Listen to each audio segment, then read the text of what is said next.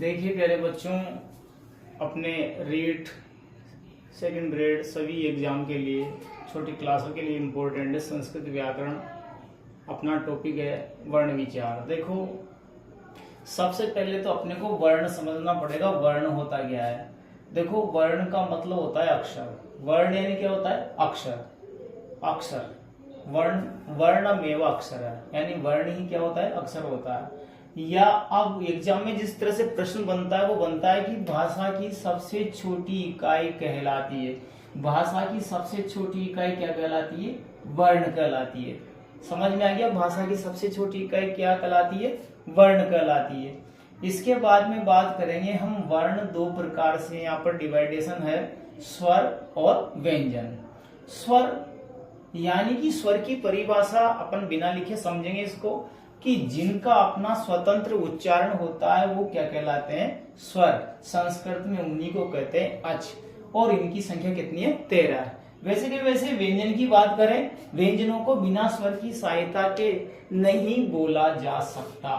व्यंजनों को बिना स्वर की सहायता के नहीं बोला जा सकता, केवल लिखा जा सकता है। इसके बाद में बात करेंगे संख्या कितनी है, तो 33 है। अब यहाँ बात करेंगे स्वर। स्वर के भी यहाँ 3 भेद है, ह्रस्व स्वर, दीर्घ स्वर और प्लुत स्वर। अपन 2 पढ़ेंगे, ह्रस्व और दीर्घ स्वर। ह्रस्व स्वर है, इनकी संख्या कितनी है बोलो? 5। इनको मूल स्वर भी कहते हैं। ह्रस्व स्वर को ही क्या कहते हैं? मूल स्वर।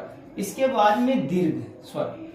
दीर्घ स्वर, दीर्घ स्वर, इनकी संख्या कितनी है? 8। इनकी संख्या कितनी है? 8।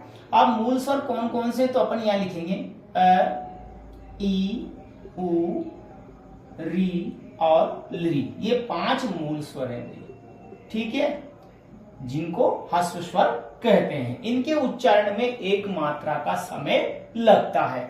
इसके बाद में बात करें दीर्घ स्वर। दीर्घ स्वर जिनके उच्चारण में 2 मात्राओं का समय लगे। जैसे अपन देखेंगे अ का दीर्घ क्या होगा? सर आ होता है। ई का दीर्घ क्या होगा? सर बड़ी ई होती है। उ का दीर्घ क्या होगा? सर बड़ा उ होता है। री का दीर्घ क्या होगा? सर बड़ा ऋषि होता है। और सर री का दीर्घ नहीं होता। तो ये तो केवल 4 हुए, 1 2 3 4।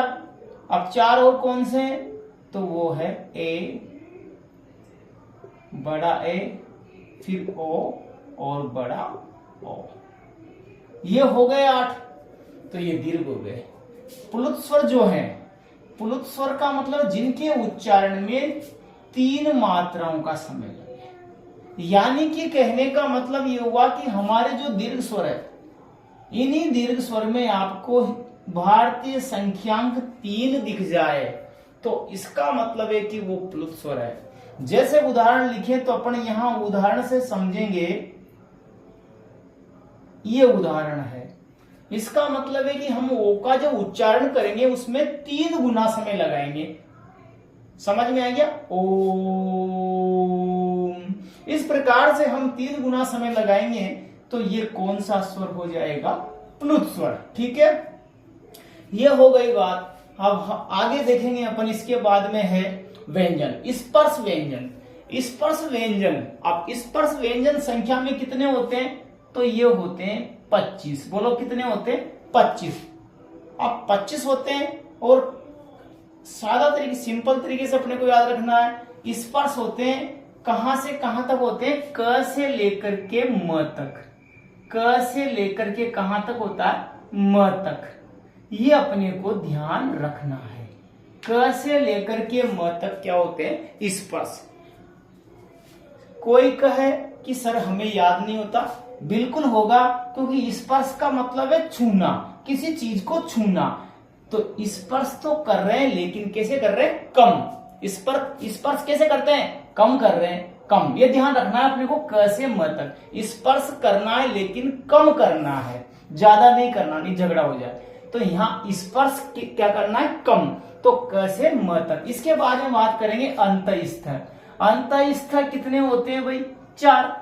अंतः का मतलब होता है अंदर की ओर, यानी कि ऐसे 4 अपने को यहाँ व्यंजन लिखने हैं जिनको बोलने से पेट अंदर की तरफ बैठे, मतलब धक्का लगे जैसे। तो अपने कौन कौन से वो य, व, र और ल, ये 4 व्यंजन हैं जो अंतःस्थ कहलाते हैं। इसके बाद में बात करेंगे ऊष्म व्यंजन।